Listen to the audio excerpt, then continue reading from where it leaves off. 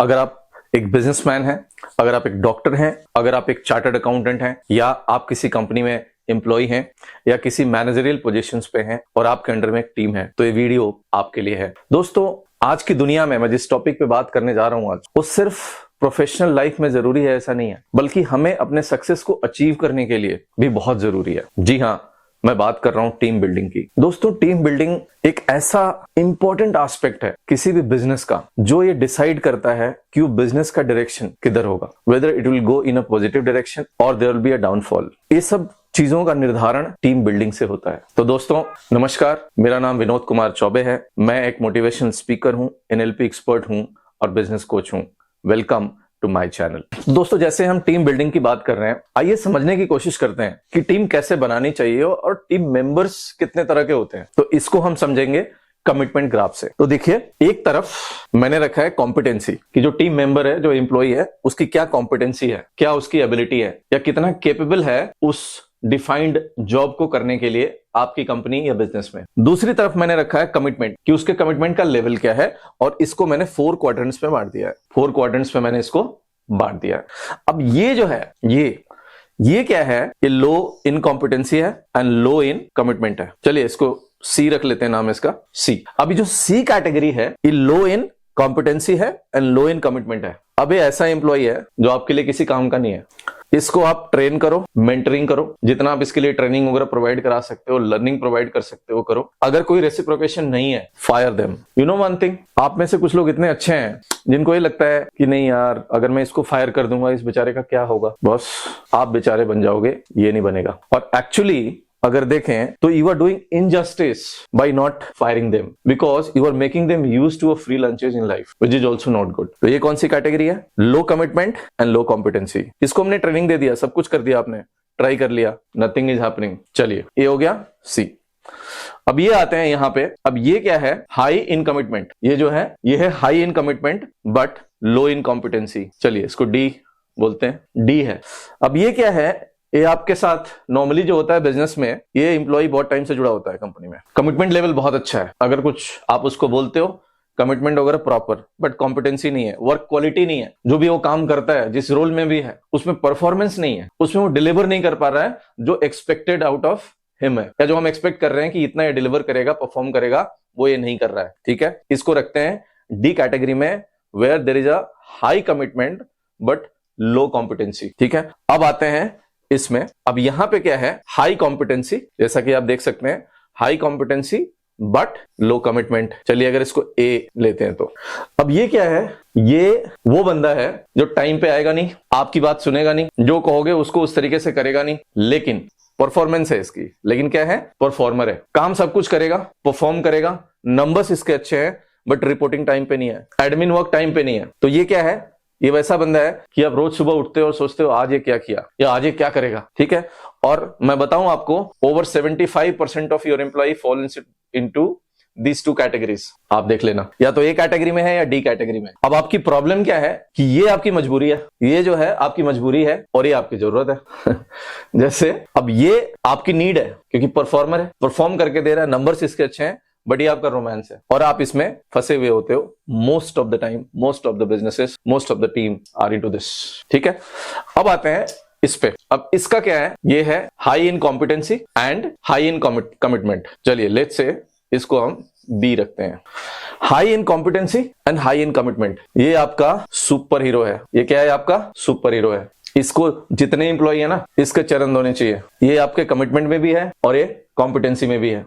अब आपको ये भी बताऊंगा कि इन चारों जो कैटेगरी है, इनको मैनेज कैसे करना है आपको अपने बिजनेस। ठीक है, सी मैंने बताया आपको, आपके लिए किसी काम का नहीं है, तो आप ये सोच सकते हो कि नहीं बहुत टाइम से मेरे साथ है, कहां जाएगा, but believe me it is of no use. मैं ये नहीं बोल रहा हूं कि यूज एंड थ्रो करना है, मैं ये बोल रहा हूं कि we have to do justice with everybody. अगर ऑर्गेनाइजेशन या बिजनेस ग्रो नहीं कर रहा है या इसका परफॉर्मेंस नहीं आ रहा है, everybody has the responsibility to contribute to any of the business. Correct? अगर इसकी परफॉर्मेंस नहीं है, आपके पास एक ही ऑप्शन है, fire them gracefully without any guilt. ठीक है, अब आते हैं इस पे। ये जो है, अब ये क्या है? ये परफॉर्मर है, ये परफॉर्म करके देता है, नंबर्स इसके अच्छे हैं, बट इसकी प्रॉब्लम क्या है? ये डिसिप्लिन नहीं है, ये मनमानी करता है, हर काम अपने तरीके से करेगा, आपकी सुनेगा नहीं। अब जब आपकी सुनेगा नहीं तो आपके लिए सिरदर्द है। तो अगर आप इसके साथ बैठते हो, कुछ बोलने की कोशिश करते हो, तो आपके माइंड में क्या आता है कि यार बिजनेस भी तो यही ला के दे रहा है, नंबर भी तो यही कर रहा है, तो चलो थोड़ा आराम से हैंडल कर लेता हूं। अब how to handle him, how to handle A. अब इस कैटेगरी को हैंडल करने के लिए क्या है, चूंकि इसकी परफॉर्मेंस अच्छी है, अब जब इसकी परफॉर्मेंस अच्छी है और ये डिसिप्लिन नहीं है, तो इसमें एक सर्टेन लेवल ऑफ क्या है, ईगो है। तो इसको क्या करना है आपने, इसको आपने यू हैव टू एक्नॉलेज इस परफॉर्मेंस फर्स्ट। आपने इसके परफॉर्मेंस को एक्नॉलेज करना है, अप्रिशिएट करना है। अब बहुत सारे लोग ये गलती क्या कर देते हैं, सोचते हैं यार ये तो ऐसे ही सर पे चढ़ा हुआ है, इसको अगर और अप्रिशिएट करता हूं ये और सर पे चढ़ेगा, नहीं नहीं नहीं इसको करने दो, इसको चुपचाप अपना काम करने दो, इसको डिस्टर्ब नहीं करो। वो हम गलत हो जाते हैं वहां पे। You have to appreciate this guy, but at the same time इसको एक न्यू चैलेंज दो। इसको क्या करो, एक नया चैलेंज दो। आप कैसे इसको चैलेंज आप दे सकते हो, आप इसको बोल सकते हो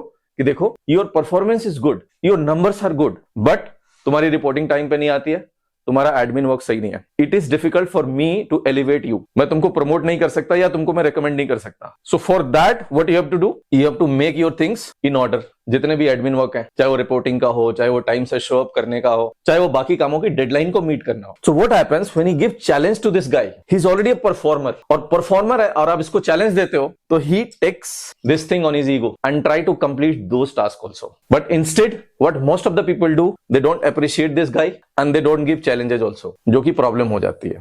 you know the story of Dhoni. जब धोनी को कैप्टन बनाया, when Dhoni became captain of Indian team, उस समय the team was in a very bad shape. 2007 का वर्ल्ड कप हार गए थे, गांगुली का इविक्शन हो गया था, Greg Chappell was fired, then Rahul Dravid was not ready to become captain, Sachin Tendulkar was also not ready कि मैं नहीं बन सकता। Then eventually what you know they thought कि इतने बुरे सिचुएशन में अगर कोई भी कैप्टन बनता है तो उसके लिए तो बहुत डिफिकल्ट है, उसके लिए तो that will be really a hard time. तो उस समय उन्होंने धोनी को चूज किया, रांची का एक लड़का जिसको उन्होंने चूज किया एज ए कैप्टन। और आपको पता है धोनी जब कैप्टन बने इंडिया टीम के, तो रांची में स्टेडियम भी नहीं था, लेकिन उस टाइम जो सबसे डिजर्विंग बंदा था, जो स्टार था इंडियन टीम का, वो था युवराज सिंह। बट इन्होंने क्या सोचा कि युवराज सिंह के करियर को रिस्क में डाल देंगे अगर उसको कैप्टन बना देंगे, बिकॉज सिचुएशन अच्छी नहीं है। So when Dhoni became captain, what he got a bunch of people who were A, Virender Sehwag, आप उसको कुछ बोल नहीं सकते थे, सचिन तेंदुलकर इतना महान बल्लेबाज, राहुल द्रविड़, ऐसे ऐसे बंदे मिले who were very good in competency but they were very low in commitment. You know what he did? He went to every person and told that boss, I can't do without you. Challenge. I just cannot do without you. Classic leader. So how to handle A?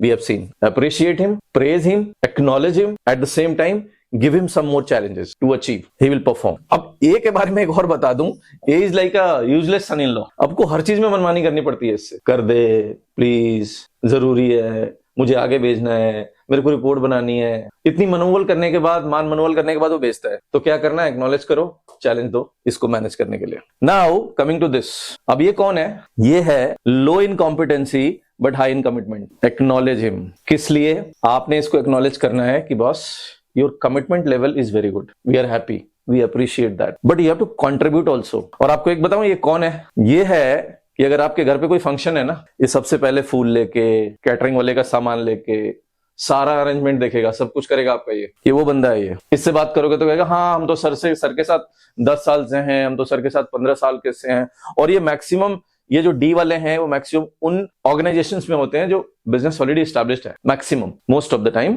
जो business established है वहां ये पाए जाते हैं, हाँ हम तो सर के साथ 10 साल से हैं, 15 साल से। So what you have to do, you have to acknowledge him for his commitment level, but at the same time you have to tell him that boss your performance is not coming, you have to perform also. अभी problem क्या है, they are good in commitment but see the commitment level. The moment you go and try to train them, नहीं हमें क्या training करनी है, हमें नहीं करनी है, हमें नहीं ट्रेनिंग चाहिए, ठीक है हम अपना काम कर लेते हैं, तो that is not the true commitment level what they show. So यहां पे क्या करना है, you have to train them, mentor them by your intervention, क्योंकि जब तक आप इंटरवीन नहीं करोगे they will not take the training also. तो अगर रेसिप्रोकेशन होता है, ट्रेनिंग होता है तो ठीक है, नहीं तो we also have to make a plan for him to nurture him, grow him.